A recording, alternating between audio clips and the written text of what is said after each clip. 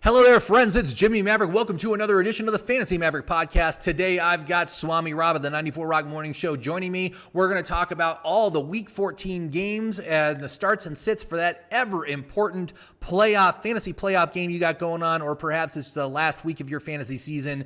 You need to know who to start and stop. We got the information for you, so check it out. Here we go. Listen up.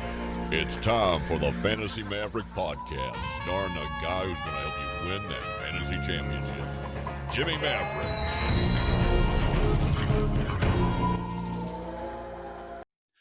Hello there, friends. It's Jimmy Maverick. Welcome to another edition of the Fantasy Maverick podcast. Today, I got my good friend Swami Rob from 94 Rock joining me. And Swami, how you doing today?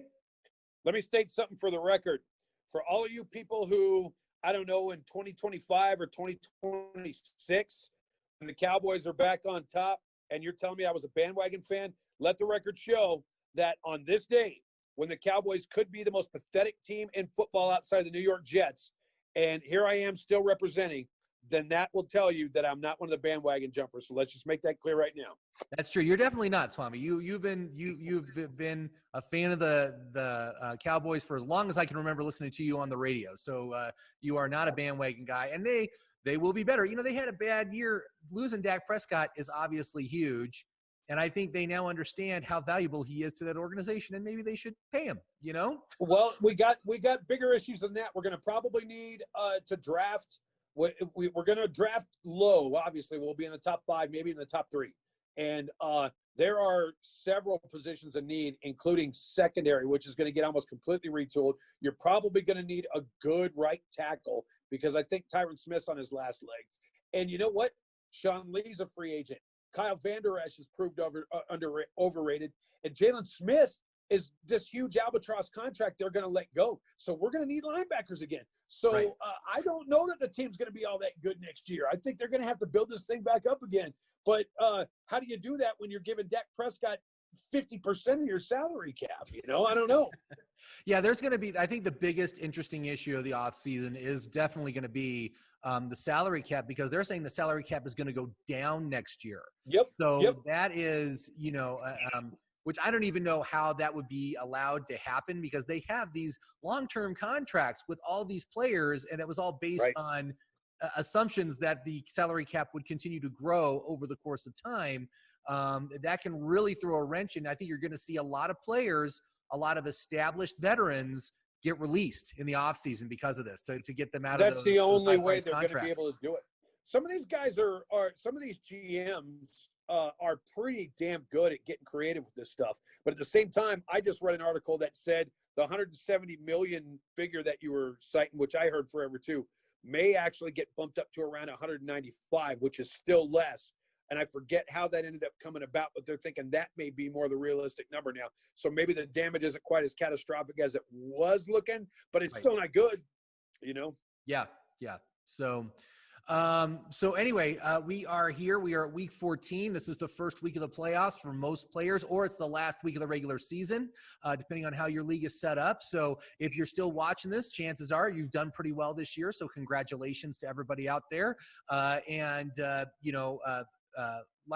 I was saying on the radio today when we had our little call-in, I had a great fantasy week this week, man. I won 2 high-stakes leagues on Tuesday. Actually, on Monday night is when I really secured them, and just fantastic. I was just on cloud 9 this week. So I'm super happy that the Fantasy Football Players Championship, this is the second year I've done it. Last year I won 1 league. This year I've won 2, so I'm real happy seeing some nice progress there.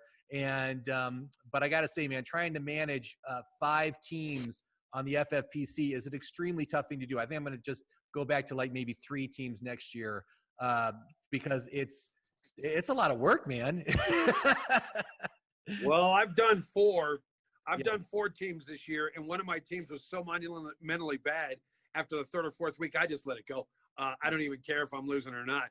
But the problem is I'm in one league that's pretty high stakes as far as winnings go, and I won my division. So I was supposed to have the 2 seed and a bye, but I just got an email from the league commissioner 10 minutes ago, and I didn't read the fine print. And so they reseeded, and he held that option at the starting of the year based on points scored. And so I ended up with the 3rd seed, and now I am playing this week. Even though I won my division, I was only the 3rd highest scorer in the league. So I'm going to have to play this week now, damn it. Oh, so you thought you got the bye and then you didn't? Oh. Yep. That's a little tough. Yeah, I mean, know. I made the playoffs in my friends league. This is the league I've been in since the very beginning, since the early 2000s. And I was just, wallowing in the 7th to 9th position, just outside of draft, out of the playoffs. And then in the final week of the season, I had a huge week. I jumped 2 positions up to the 5th. And so I made the playoffs. And the team I'm playing against is the lowest scoring team that made the playoffs. So I'm feeling pretty good. Yeah. He's a guy who had Carson Wentz as his quarterback, and now he's like desperately trying to find another quarterback in the playoffs. So I'm feeling pretty good about this. I think I've got it for the first week of the playoffs at least. I'm feeling pretty good about my high stakes league, but here's the problem. I've gotten by on wins, narrow games that were closer than I wanted them to be, because of one guy for the last 3 weeks. It was Tyreek Hill one week. It was Darren Waller last week. Most of my teams are just doing – the players on the team, they're doing all right. They're not sucking, but they're not kicking ass. But I got one guy who just blows up and wins games for me. And I don't know if I can count on that strategy once we start the playoffs. I don't know. Yeah, it's always a dice roll. One of the teams I played last week, they had both Derrick Henry and Antonio Gibson.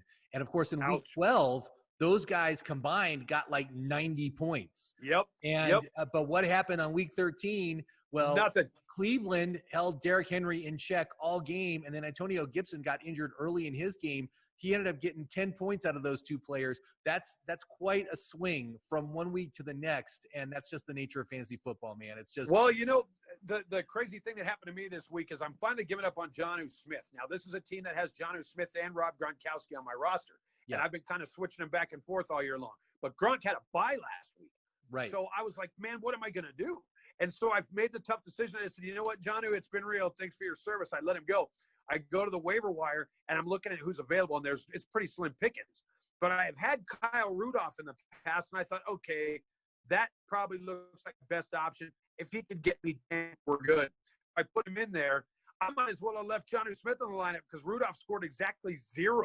So it was a wash, I still won the game, but yeah, Rudolph didn't do anything for me, Oh man, yeah. I mean, it's a risky bet going with Rudolph. I mean, he's splitting targets with who is it? Irv Smith Jr. is the other tight end there. Yep.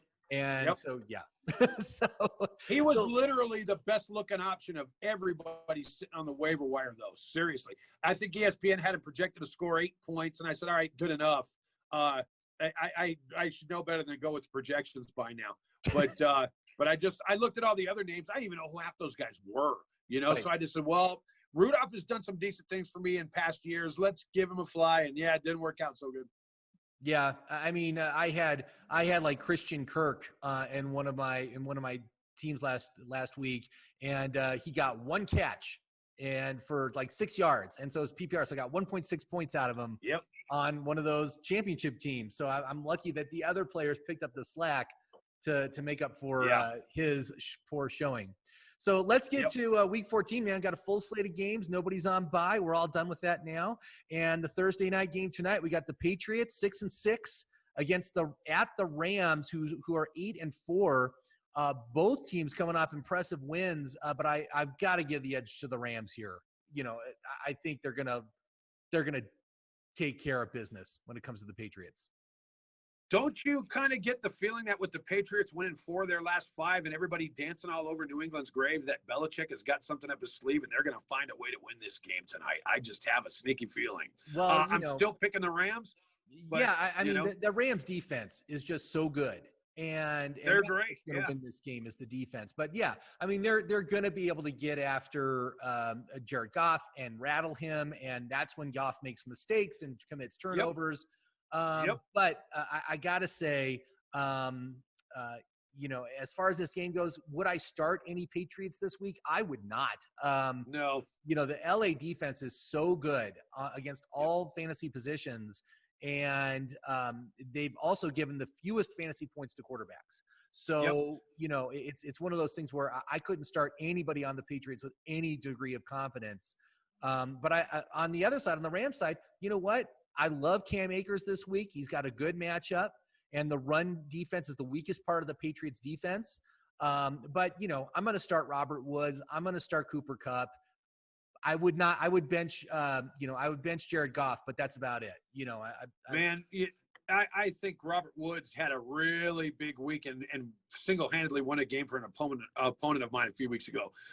I'll tell you this, and this is not really fantasy related, but more the game related.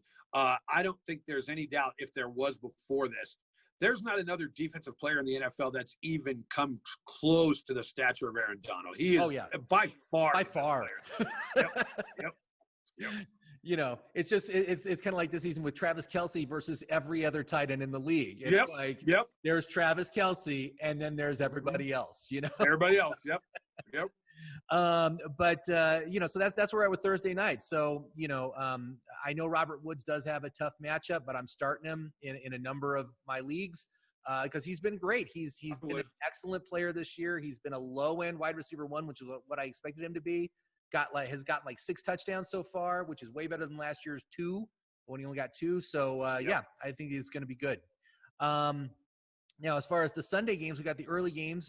First one, 2 playoff contenders here. The Vikings at 6-6 at the Buccaneers at 7-5. Both these teams trying to secure some kind of a postseason berth. Who do you think gets the advantage this week? Oh, I think Tampa Bay's going to they've had a week off. Brady, much like Belichick, great off a bye. And I don't think – hey, look, Minnesota allowed the Cowboys offense to do some damage. And we're talking about the Cowboys, whose offense is, for all intents and purposes, not nearly as good this year as it was last year. But I have a feeling that with the weapons that Tampa Bay has right now, I bet Tom Brady is moving that ball at will in this game. I think Tampa Bay wins this game easy. Yeah. I mean, really, the Vikings defense is nothing to be scared of. And even though Brady has been slumping recently, I think he will bounce back nicely. On the Vikings side, though, I got to say I love Adam Thielen and Justin Jefferson. Top 10 matchup for both those guys. I think they're going to be good. And the strongest part of the Tampa Bay defense is against the running back. But I'm not going to sit Dalvin Cook. There's no way, No, hell no. No way. I mean, as far as the Bucs go, you can start everybody with confidence. I think it's going to be a good fantasy game. I think there's going to be a lot of fantasy points scored on this game, so that'll be great. Boy, I got a lot at stake with this game on both sides of the ball. I need Mike Evans. I need Adam Thielen. I need Dalvin Cook. I need all those guys to come up big. Oh yeah, definitely. I got Chris Godwin. I've got Adam Thielen. Yes. We need big weeks from all of them. The next one. Okay, now this could be an interesting game, but we got the Chiefs, the 11-1 Chiefs at the 8-4 Dolphins. Chiefs are rolling right now. Mahomes is just looking so good. Kelsey looking outstanding. Such a great player. As far as on the Chiefs side, there is, there's no one that I would sit, but I just wanted to mention that Miami is top 10 against the quarterback and the tight end position. But do you think that matters? No, let me throw something else out there. Kansas City's only done as good as they are. It doesn't seem like they've kicked anybody's ass this year most of the time. I expect that the games have been really close. And I think they just realized at the end, hey, we probably better do something to win this game, and they do. But I'm telling you something, one trend I've noticed in the last couple of weeks is they're starting to figure out how to use Le'Veon Bell. And I have a feeling this may be the week that maybe he starts making a difference again. Yeah, it could be. Everyone's talking about Clyde Edwards-Helaire. He was out sick with that stomach flu last week, so he's back. Right. So I'm not sure I would be comfortable starting Le'Veon Bell. He's still like a bench player for me. And really, he's just been such a colossal disappointment all season. I'm not sure. I say sneaky flex. I'm thinking sneaky flex with Le'Veon Bell. They've been throwing the ball to him a little bit. I think he might be a sneaky flex option. I really do. Okay. Well, yeah, but just understand that CEH is back this week, so probably going to share. They're going to share the backfield. On the Dolphins side, I got to say, Devontae Parker is a sit for me. The Kansas City secondary Kansas City secondary has been number 2 against that position this season. So I don't think there's going to be a lot of points there. But the one Dolphin that I do like is Mike Gesicki, the tight end, who's actually been doing pretty good the past few weeks. And he's got a great matchup. He got 11 targets last week. I really like that. So I think he's going to continue to do very well this week. So I'd go with starting here. If I'm a Buffalo Bills fan, I'm watching this game with interest because I really think that Miami is a little bit better than they're getting credit for. I think they're going to show that this week. I'm not necessarily saying they're going to win the game, but Buffalo had better keep their foot on the gas because I think Miami's quite capable of closing that gap here at the end if they're not careful. Yeah, definitely. Yep. Now the next game up we have the 8-4 Titans at the 1-11 Jaguars. And I got to say, man, neither of these defenses is really any good. I think this is going to be another outstanding fantasy game. Tons of fantasy points here. I got to say, on both sides of the ball, start everyone. They're all good. You know, this is going to be a really good game for fantasy football. And hopefully you got a lot of these players in your team this week for your playoff game, because I think they're going to be very good. Well, let me tell you this. If Jonnu Smith decides to go for some 25-point performance, I quit. But he will now that you dropped him. I know. Next up, we've got the Cowboys, the 3-9 Cowboys at the 2-9-1 Bengals. And I got to say, man, one of the most humiliating things I heard this week is that the Cowboys got bumped out of the prime flexed. Yep. Week 15 in favor of the Giants. Oh, that hurts, man. That really hurts. Remind me who the Giants are going to play on Sunday night now. Who they get? Who's their game? Well, the Giants game this week is still the same, and they are playing. Shoot, where are they? Giants are playing.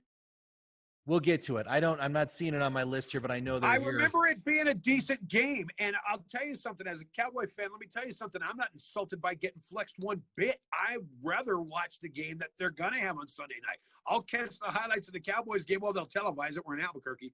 But, and by the way, I'm going to go ahead and guarantee right now the Cowboys are going to win this game. Oh, you think they – well, I mean – I do.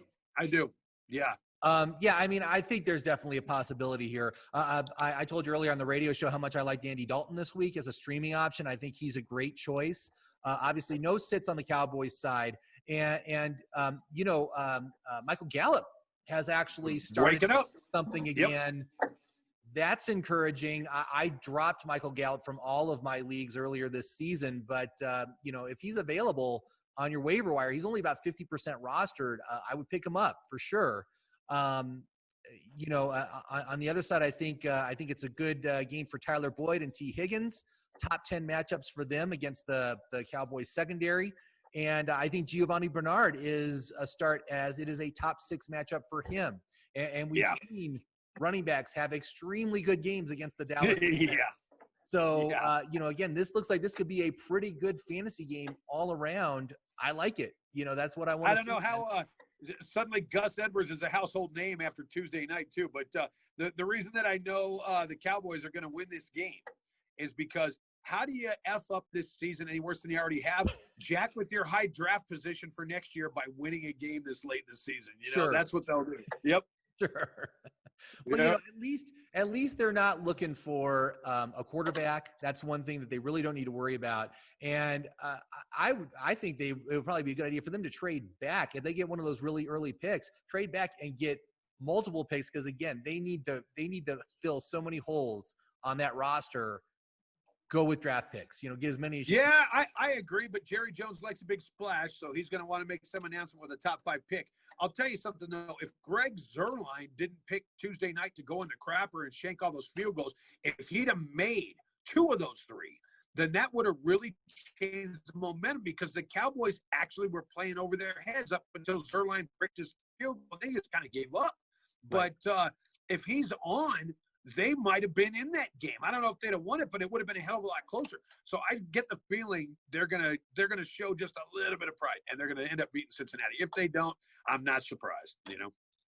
Yeah. So moving on, just keep it in the NFC East though. The next game that I want to talk about is the 6-6 Cardinals at the 5-7 Giants. Arizona is struggling, but the Giants, they're riding a 4-game win streak right now. I told you earlier in the radio show that Kyler Murray is a sit this week because New York is top 5 against the position. And, obviously defenses have shown how to disrupt Kyler Murray in that offense. So I think he is a sit. But as far as the rest of the Cardinals go, I think you're good to go. I mean, obviously Hopkins, yes. Drake, yes. And so there are some opportunities for fantasy production on the Arizona side for sure. And I very much like Sterling Shepard, who had a poor showing last week against an easy pass defense, but his volume has been great. And Arizona is 11th best for opposing wide receivers. So those are the guys that I really think Sterling Shepard is a different start this week. So that's going to be your Sunday night game then, the Giants Cardinals. I'm sorry, you're breaking up there. What was that again? I said that'll be your Sunday night game, right? Because the Giants got flexed. They're going to be playing, so you'll have Arizona and the Giants on Sunday night. No. Actually, it's the Week 15 game that got flexed to the evening. Got it. Okay. Yeah. So this is still an early game. We also have the situation where we've got a Pacific time zone team heading to the East Coast for an early kickoff. That's also not good for the Cardinals and good for the Giants. So I think the Giants are going to pull off the victory here. Yeah, I do too. And I got to give Joe Judge and Ron Rivera a lot of credit. They've done a hell of a coaching job with those two teams this year. Yeah, definitely. Yep. So moving on, we've got the Texans at 4-8 at the Bears, who are 5-7. Two teams with rapidly fading postseason hopes right now. One thing though, the Chicago defense is for real and solid, top 10 against quarterbacks, running backs, and wide receivers, and that just makes me want to sit all the Texans this week, man. It's not going to be a good game for them. It's going to be very tough. And I know that you were talking about Kiki Kuti is the guy you were talking about? Yep. He's probably good as a volume play just because there's no other receivers. Exactly. He's picking up all the slack from Fuller for sure. He had a big week last week, and I was like, hey, there you go. Maybe a sneaky pick right there. Maybe not this week, but if you maybe slap him on your bench, maybe you could put him in as an option week after if you survive. Right. And even though the Houston defense is absolutely terrible, I got to say, man, I love the Houston D as a streaming option against this terrible Chicago turnover-prone offense. Hadn't thought of that. And that's where you make the points in fantasy football is the turnovers. Plenty of opportunities there. So Houston is kind of a dark horse streaming start. If you need a defense this week, go see if they're available because they probably are. I do like David Montgomery. He's definitely a start. Top 2 matchup. He's going to be great this week. So hopefully you got him in your lineup already. That was a pretty good tip there, starting the Houston defense. I wouldn't have thought of that, but that's actually probably pretty sneaky. Good job. Yeah, I wouldn't have thought of that. Bears offense isn't worth a damn. I'm all about streaming the defenses, man. I hardly ever stick with defense for the whole season, but I think that's great. Now, next up, we got the 4-8 Broncos at the 4-8 Panthers. Again, two teams that are probably not going to make the playoffs this year. But I got to say, I like Melvin Gordon. Carolina's given up the 7th most fantasy points to running backs, and Phillip Lindsay has just taken a complete backseat in that offense. He's a complete non-factor. He's a set. Yep. Noah Fant, I like, top 7 matchup for him, so I think that's good. And then on the other side, Robbie Anderson is a sit, as it is a tough pass defense in Denver, and also DJ Moore is out, so they're going to focus on Robbie Anderson on that secondary. So I think he's a sit this week, even though he's coming off the bye. So and you couldn't have. And I don't know about you, McCaffrey owners, but last week I was thinking to myself, you know what? I've left this guy around all year long because when the hope said he's going to come back, and they said he was coming back this week, and I'm like, God, perfect timing. It's playoff time. CMC's coming back. Now they say he's got a quad injury, and his status is now iffy to doubtful. So it looks like he's not even going to play this week, for God's sakes. I know. I mean, it's just it's a lost season for CMC. I think the real question is, where do you think he goes next year in drafts? Because I'm still seeing him as the number 1 overall pick, just because of what he does when he plays, man. I mean, he'll get you 30 points a week. Like, I'm going to take a flyer on him. I hope he doesn't pull a David Johnson on me and all of a sudden just disappear, Right. But I don't think that's going to happen. He's not just a one-year wonder. Nah, probably not. He's been excellent every year he's been in the league. Bad year for him because for me, he was already going to regress, but the injury risk was very high. And I've got no problem taking him number 1 overall next year. I think he'll be very good. So just because we've seen what his usage is when he does play in this offense under the new coach, and it's outstanding. You can't deny that. Sunday afternoon games. Okay, here's one, man. It's going to be a tough game. The Jets, the 0-12 Jets at the Seahawks, 8-4 Seahawks. I don't think the Jets are going to get their win again, get their first win of the season this week either. I don't think it's going to happen. No. And plus, it's going to be interesting to watch what Josh Gordon brings to that team. I don't think he's going to bring a whole hell of a lot, except for if you own stock in Lockett or Metcalf, he's just going to ding them. Yeah, I don't think he's going to be a factor. I mean, again, when did he have that great season? It was like 2014 when he had that huge, outstanding season on the Cleveland Browns, and he really hasn't done anything since. And it's just such a tremendous waste of talent. I'm not concerned about him at all. Now on the Jets side here, I do like Jameson Crowder. Again, the Seahawks defense is not very good. So I really like Jameson Crowder. And I do like Ty Johnson as a sneaky start this week in your flex, man. The running back for the Jets got over 20 touches last week. Frank Gore has a concussion, so he's probably not going to play. And so I think it's a good opportunity for him to be good for fantasy.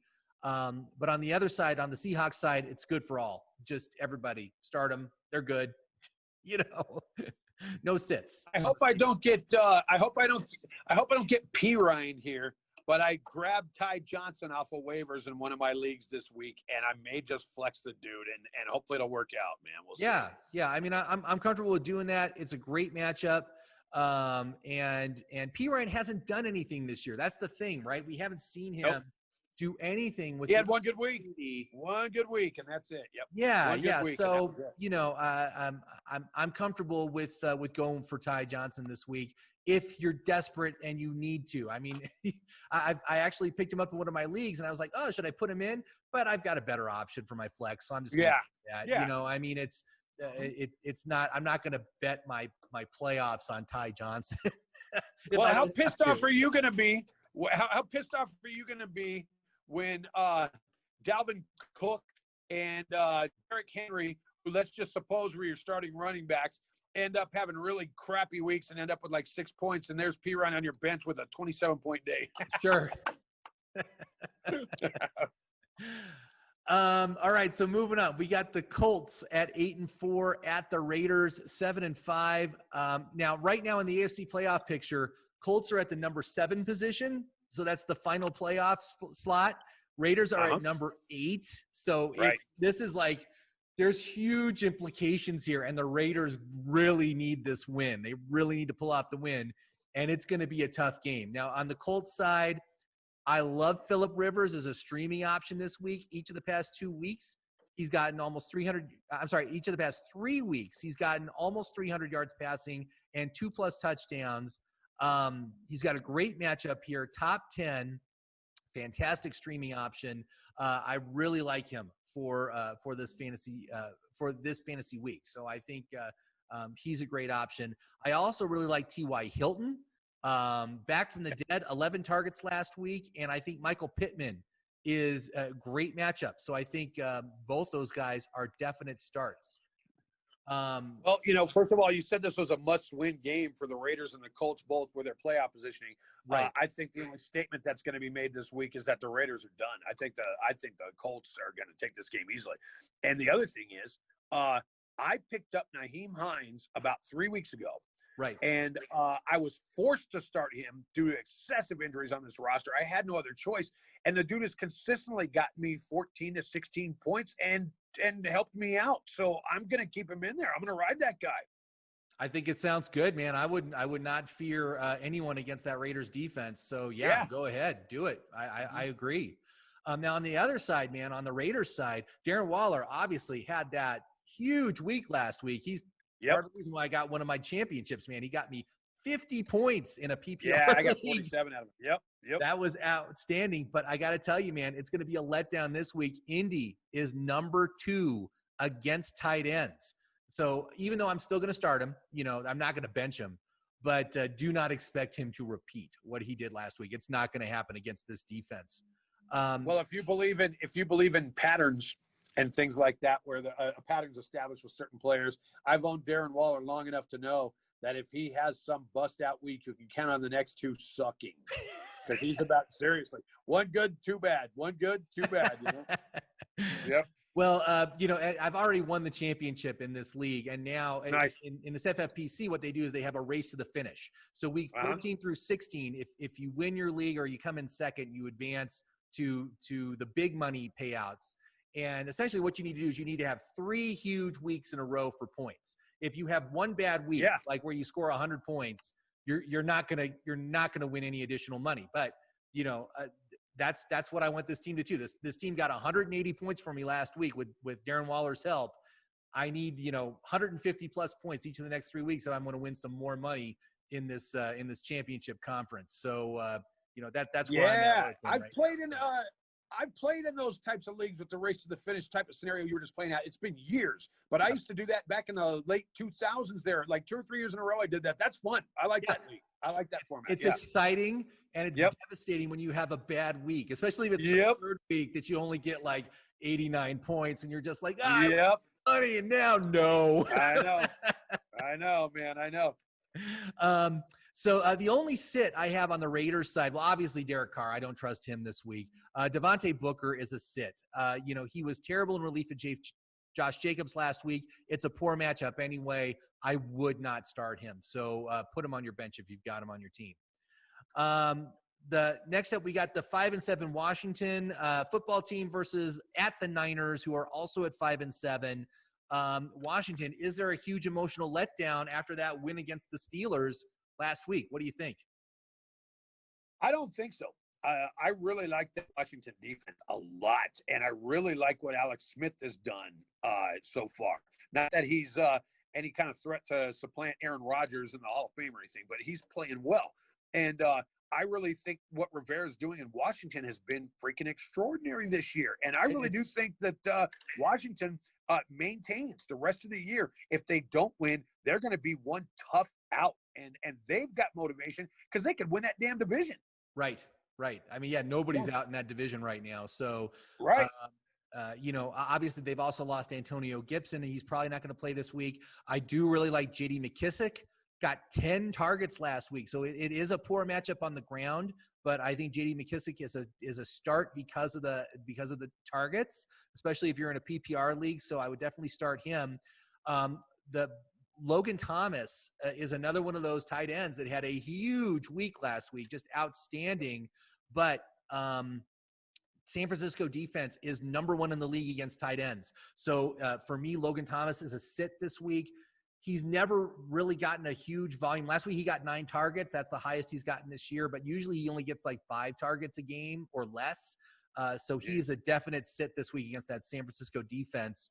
And on the other side, Washington is top 3 against running backs. So I think Raheem Mostert and any of the other running backs on the San Francisco side would be a sit this week as well. I think this is probably going to be a pretty low-scoring game. So it's not going to be a good fantasy game for the most part when you look at these players. No, I was so excited to get Mostert finally off the injured list, man, because he was so great before he got hurt. And when I finally got him off there, I was thinking, man, finally I'm going to get some help. And there hadn't been much help there. Right. We've got the 10-2 Saints at the 3-8-1 Eagles. Eagles are top 10 against the quarterback, but are you going to sit Taysom Hill? I'm not. Yeah, probably not. Nope. Yeah, Probably not. I mean, Yeah. the rush yards alone, he's going to be fine. I do like Jared Cook this week. He's got a top 10 matchup, so I think Jared Cook is good to go. And as far as the Eagles go, man, Miles Sanders, what a bust he has been this year. Just complete non-factor. Obviously, the offensive line is decimated. Quarterback situation has sucked. So it's not entirely his fault, but he's a sit for the rest of the year. You can't start Miles Sanders right now, especially against a team like. Don't you want to be in on the ground floor, though? Don't you want to be in on the ground floor and be the envy of every kid on your block when you took a flyer on Jalen Hurts the day he blew up and became the next household name in the NFL? Well, on that same note, one of in my friends league, we're doing a keeper. So you get to choose 3 keepers, and the round you drafted them is the pick you lose for next year's draft. Well, one of my players, he took Taysom Hill with his last pick in the draft. So it's a 20th round pick. He's going to keep Taysom Hill for next year. And he's like, "Can I do that?" I'm like, "Yeah, you can totally do that, man. Good for you." Yeah, hell yeah. Hell yeah. Hell yeah. I guess the big thing that would be a negative to that is if Drew Brees comes back for one more year, and then you don't have much value there. But yeah, I do like Dallas Goedert. He's probably the only Eagle I would start this week in this lineup. So that's it for that one. We got the 4-8 Falcons at the 3-9 Chargers. Both these teams got spanked last week. Who do you think bounces back and gets the win? I think Atlanta. I think Atlanta is they've improved quite a bit since Morris took over the team. I love Julio Jones. God, he's been so good. And yeah, I like Atlanta on this one. I think the Chargers are done. I think they lose out. Really? Because, obviously, I was reading this thing how Belichick destroys rookie quarterbacks. And, of course, it happened last week. He's done it his whole career.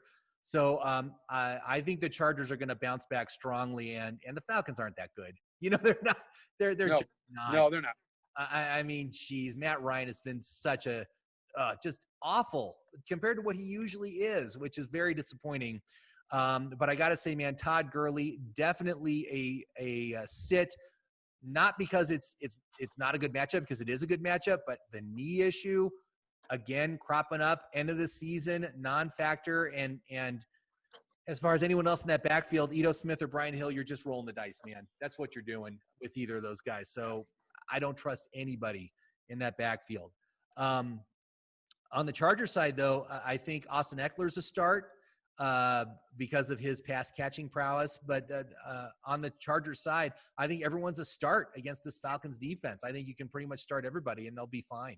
So that's why I'm that game. Cool. Packers at the Lions. Packers are at 9-3. Lions are at 5-7.